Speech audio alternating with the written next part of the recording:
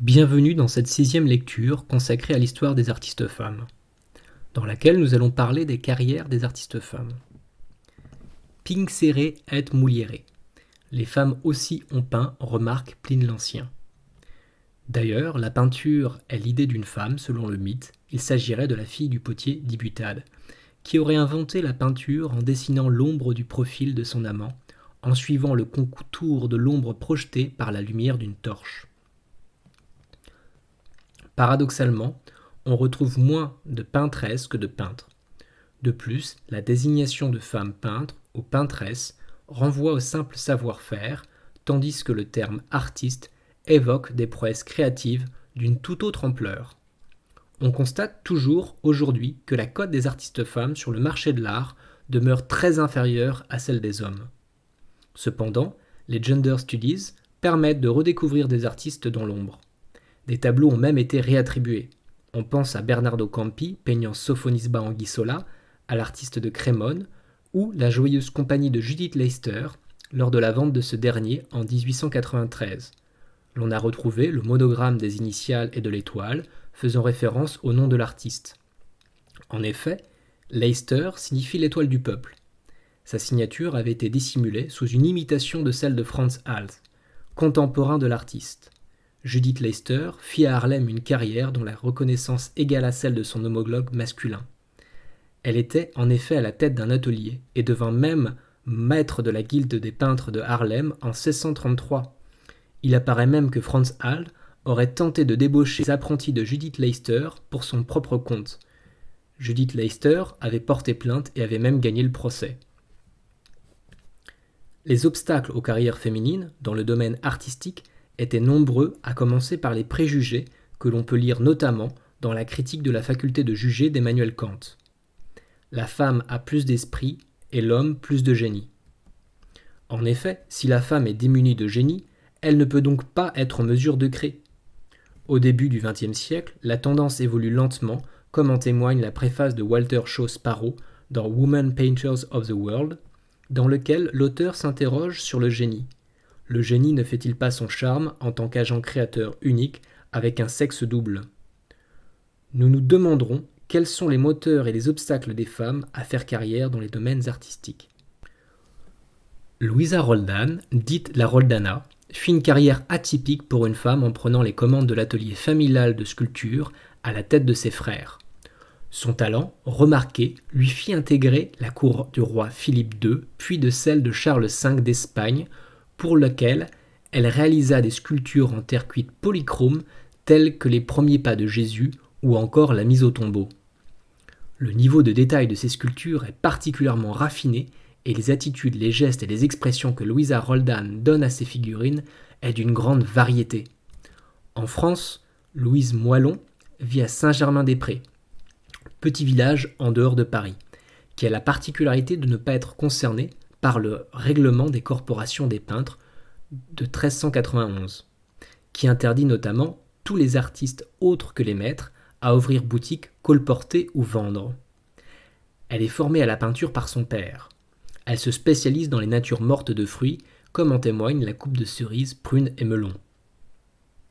L'organisation de la production artistique est structurée selon le modèle traditionnel du travail familial.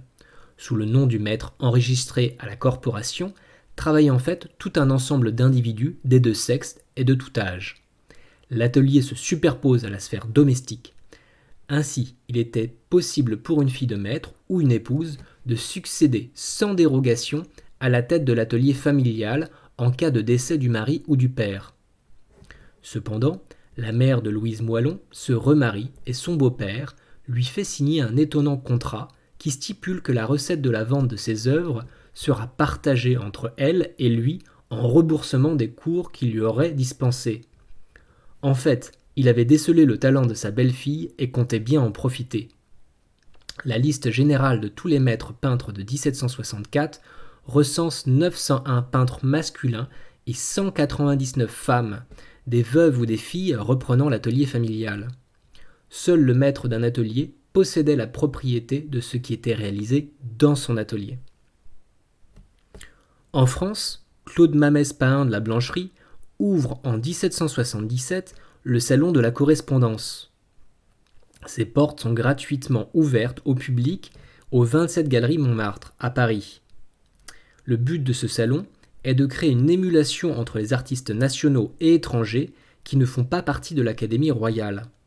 Rappelons que seuls les académiciens pouvaient exposer alors au Salon du Louvre.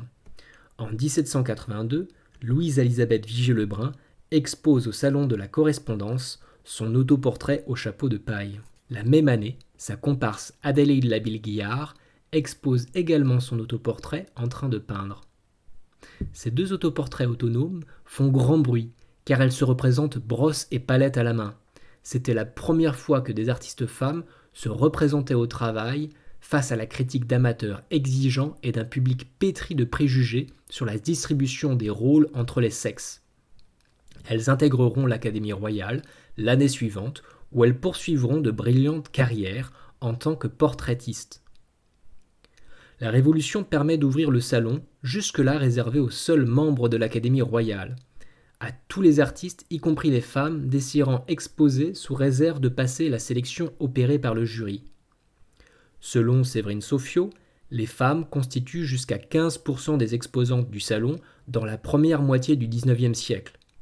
De plus, au premier salon ouvert à tous les artistes sans distinction de statut, celui de 1791, sont exposés près de 900 tableaux, dont 56 sont signés par des femmes.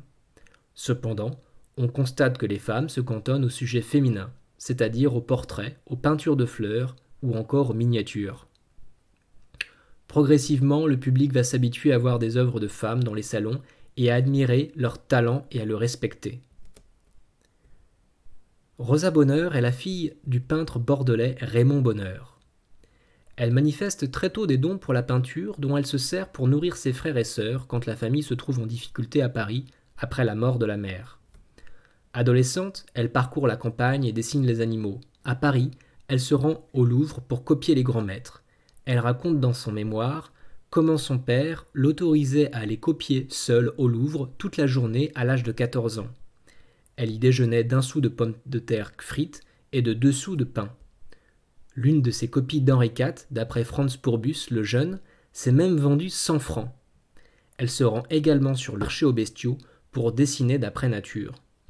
Elle y étudie la myologie des bêtes de manière si réaliste qu'aujourd'hui encore on observe ses dessins pour étudier des espèces disparues. Pour pouvoir se rendre sur les marchés aux chevaux, Rosa Bonheur s'habille comme un homme. Je décidai d'opter pour le port des pantalons et d'une longue blouse, pour échapper aux agressions que me valaient ses jupes. Elle se rendait chaque année à la préfecture de police afin de renouveler sa permission de travestissement. La peinture animalière devient sa spécialité. Elle évite ainsi la compétition avec les hommes au salon. Elle reçoit des commandes du Muséum d'histoire naturelle et sa clientèle est internationale. Selon Théophile Gautier, on peut la traiter en homme.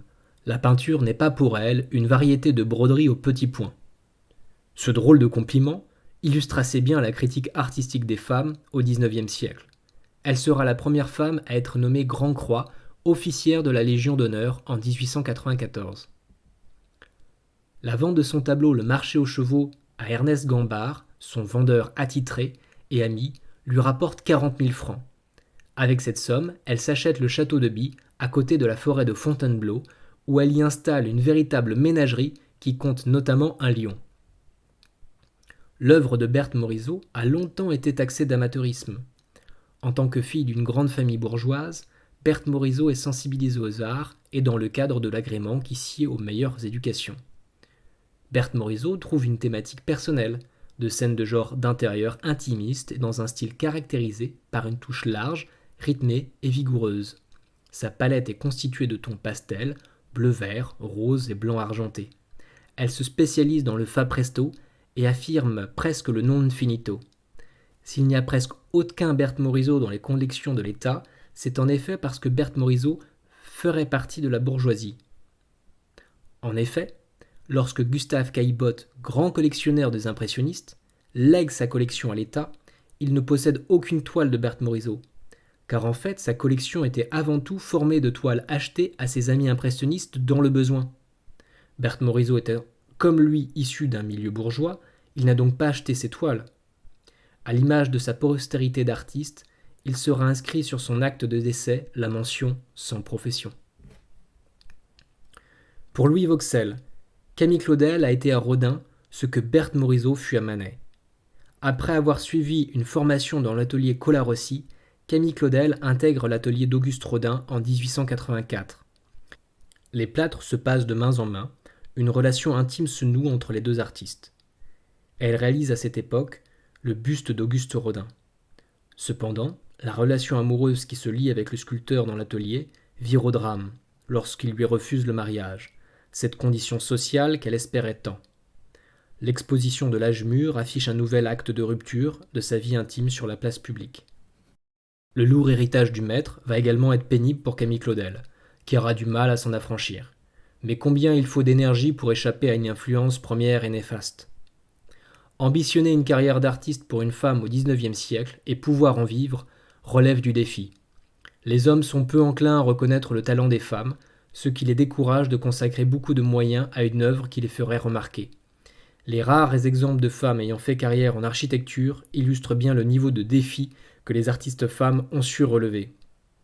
Parmi ces rares femmes, on soulignera Plotilla Brissi, membre de l'Académie de San Luca, qui a réalisé la Villa Benedetta, et Sophia Hayden, qui fut la première femme diplômée en architecture au Massachusetts Institute of Technology, pour la conception du bâtiment du pavillon des femmes de la World's Columbian Exposition.